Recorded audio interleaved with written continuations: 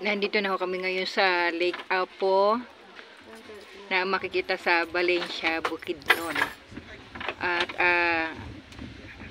ang halaga po ng presyo ng bangka rito ay 400 po per 1.5 hours. So, ayan po, yung nakikita nyo na yan. Yan, ganyan ang mayayari sa amin. Maya-maya ay nandun na po kami sa pinaka gitna ng lake. Meron lang ako pinagtataka dahil meron po doon sa itaas ng bundok, halos kalahati ho, ay merong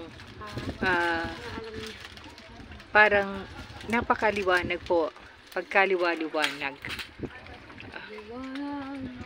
Ayun ho, kita nyo ho, yung kubo na mayroon pong dalawang ilaw. So, isang question sa akin kung bakit mayroon pong ilaw doon. Eskwela man, grade 11, Maramag, Bansay. Maramag pa? Sa Maramag? Doon yung bahay niya, sa Maramag? Bali may nakuha kami na pwesto sa perimeter pero taga rito talaga kami. Pwedeng malaman ba bakit yung na yung bahay na yun may dalawang ilaw na napakaliwanag? Ayun o, yung doon sa